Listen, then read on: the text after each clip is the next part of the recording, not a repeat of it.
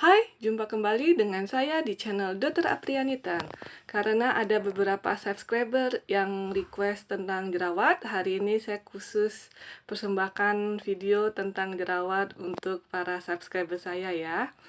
Kebetulan saya ada pengalaman kerja di skincare selama 3 tahun, jadi jerawat sudah seperti makanan sehari-hari saya di sana.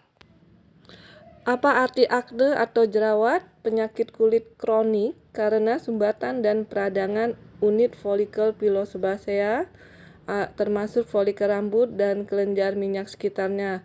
Ini kronik nih, maksudnya butuh waktu lama ya, sampai berbulan-bulan, bukan seperti penyakit flu yang 1-2 minggu sembuh.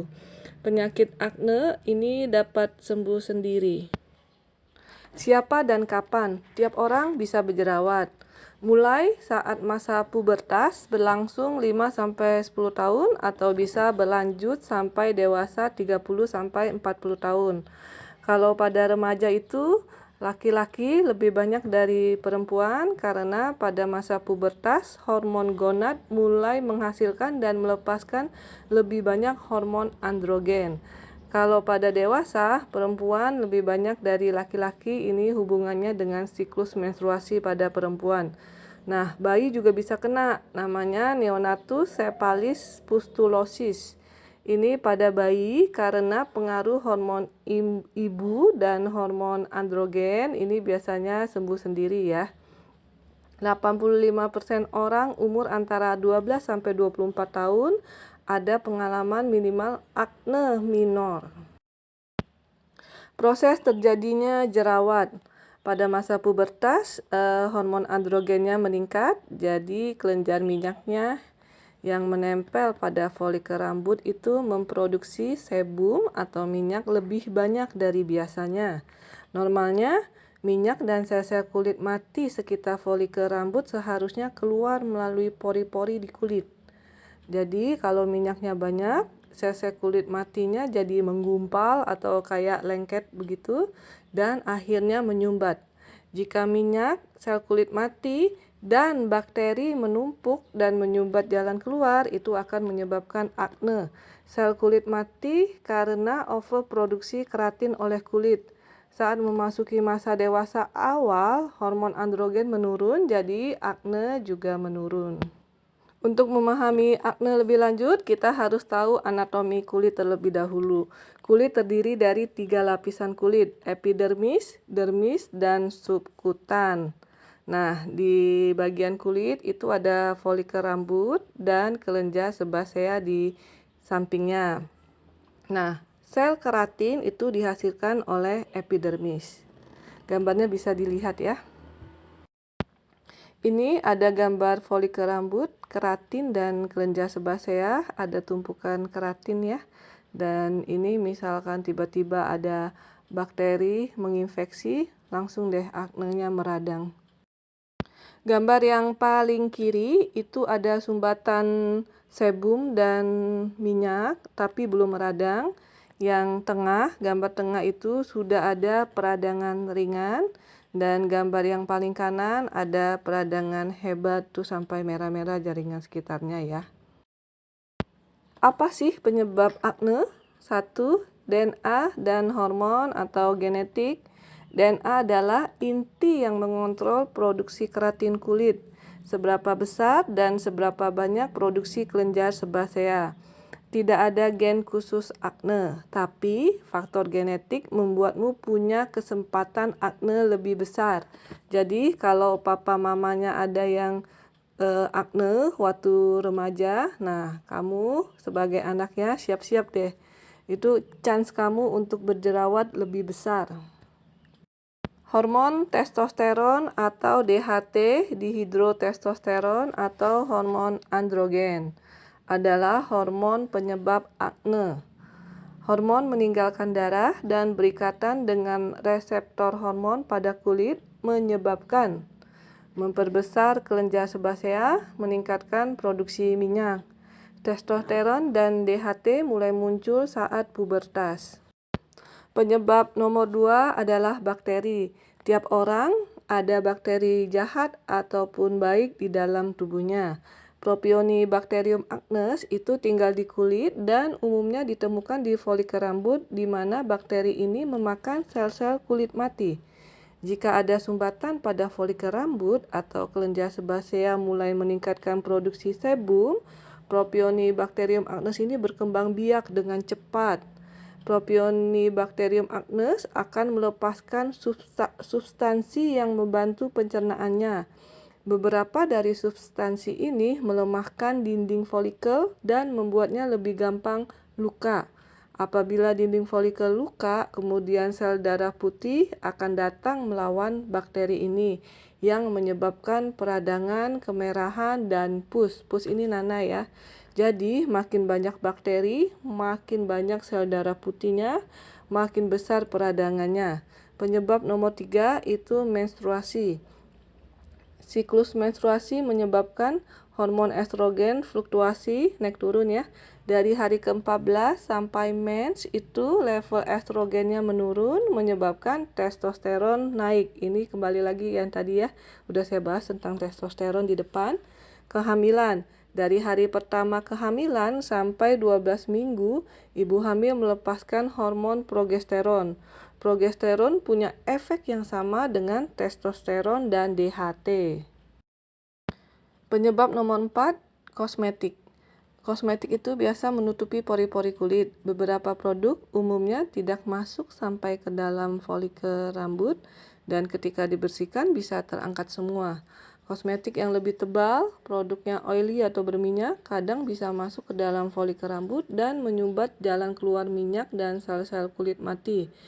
Nah, yang suka pakai gel rambut, hati-hati ya, pakainya jangan sampai kena di bagian dahi, karena itu bisa bikin jerawat. Terus, bagaimana untuk memilih produk jika Anda jerawatan? 1. Produk non-komedogenik, dia tidak menyumbat pori, pilih yang water based, pilih produk yang lebih ringan dan tipis, contoh sediaan gel. Kalau sediaannya krem atau salep, nah itu dia lebih pekat, lebih tebal, jadi gampang menyumbat pori-pori. Penyebab nomor 5, stres. Belum ada penelitian cukup yang membuktikan kalau stres berpengaruh. Kortisol itu adalah hormon yang dilepaskan ketika kita stres. Kortisol menyebabkan tubuh produksi lebih banyak testosteron dan DHT. Stres menyebabkan peradangan tubuh secara keseluruhan termasuk kulit, yang dapat memperberat akne yang ada sebelumnya. Penyebab keenam itu diet. Diet di sini maksudnya intake makanan kita sehari-hari untuk menjaga kesehatan dan mempertahankan berat badan ideal. Belum ada penelitian cukup yang membuktikan hubungan langsung antara diet dan akne. Makanan yang menyebabkan gula darah lebih tinggi, ini maksudnya GI index-nya tinggi, contohnya gula, karbohidrat, susu, dia meningkatkan hormon IGF-1. Nah, dengan meningkatnya hormon IGF-1 itu otomatis hormon testosteron dan DHT-nya meningkat. Untuk GI index ini nanti akan dibahas di belakang ya. Jika kamu memakan sesuatu makanan dan aknemu makin parah, mungkin makanan itu berpengaruh pada akne dan kamu bisa hindarin itu. Penyebab ketujuh itu gesekan. Gesekan karena baju ketat dan tekanan berulang, contohnya tas punggung, helm, headband, itu bandana ya, kawat bra, dan lain-lain itu menyebabkan akne mekanika. Akne tipe ini bisa ditemukan di area manapun. Area yang paling sering bergesekan yaitu punggung, bokong, dada, dan dahi. Ini ada salah penulisan ya. Satunya dada ya.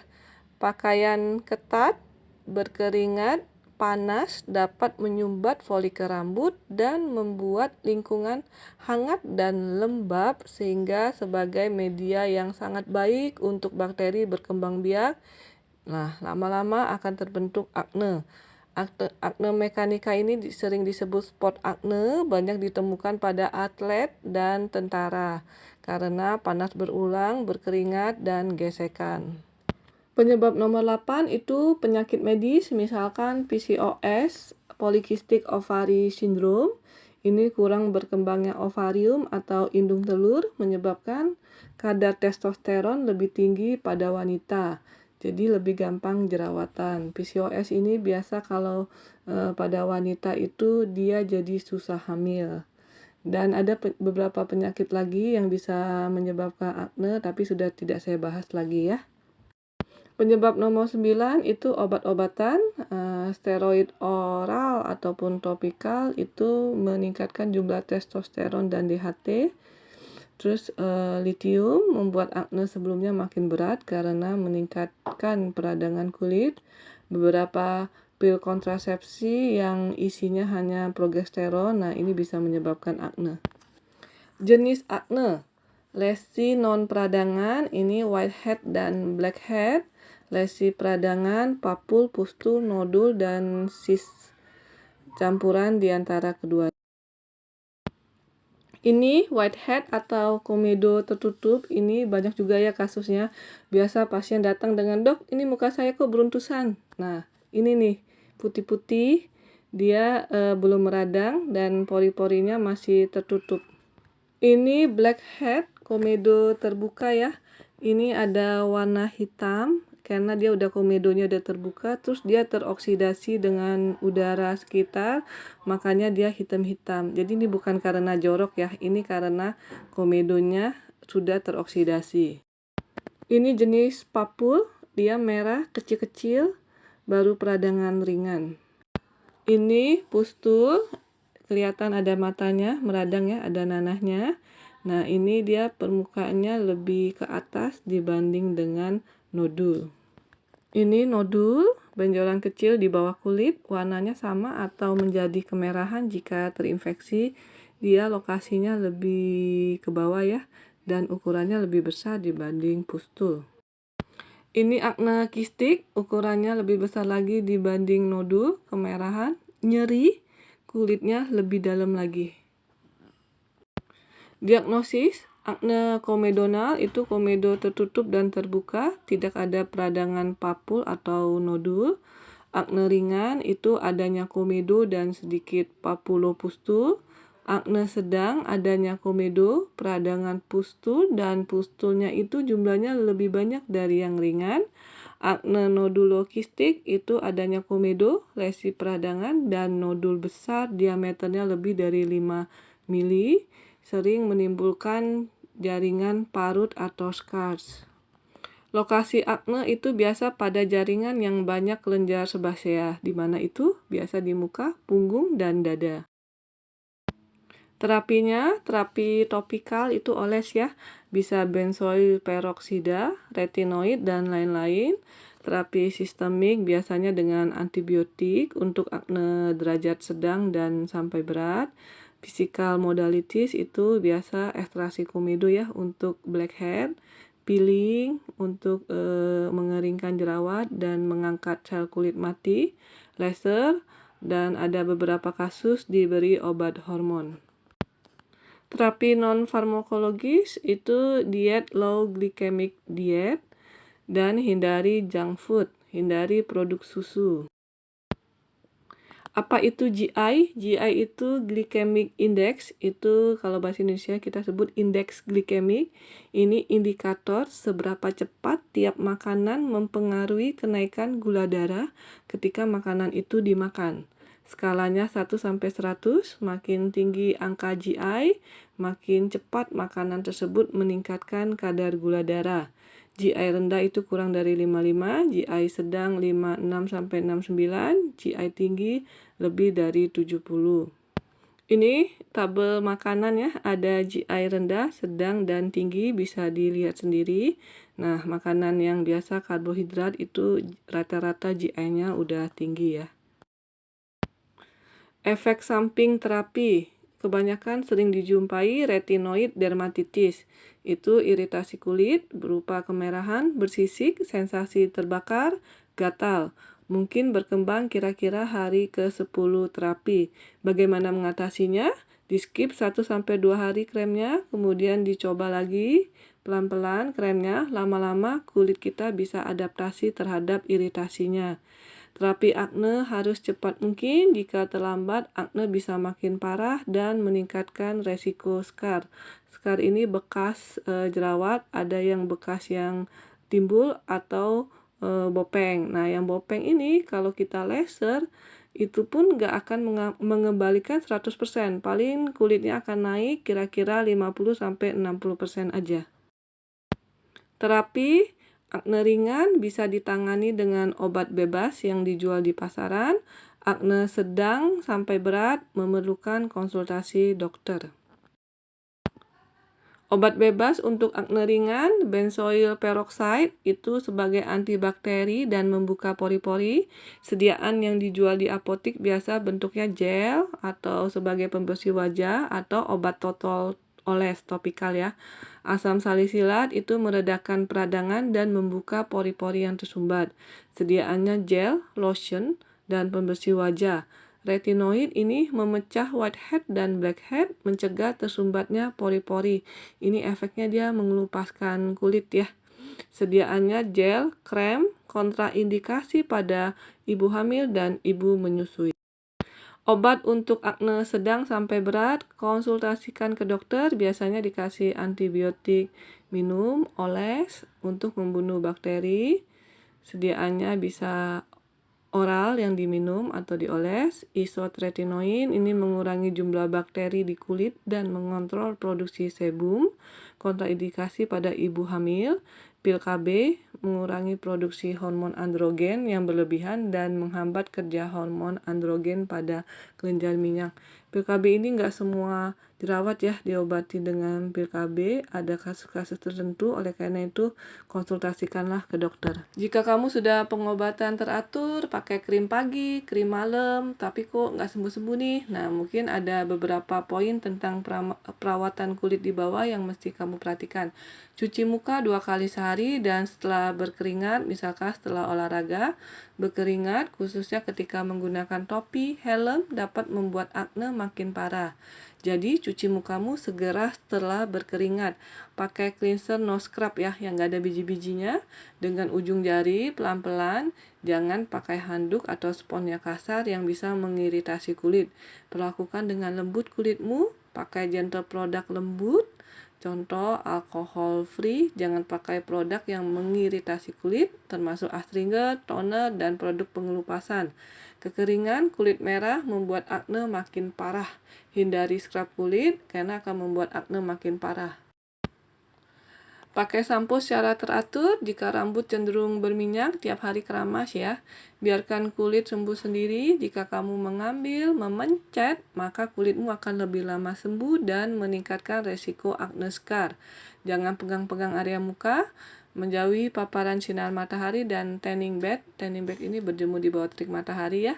Tanning bed merusak kulit, meningkatkan resiko melanoma, kanker kulit. Beberapa produk akne membuat kulit sangat sensitif terhadap sinar ultraviolet. Konsultasi ke dokter jika kamu merasa malu dan tidak percaya diri. Produk tidak bekerja, akne meninggalkan bekas kehitaman ataupun scar.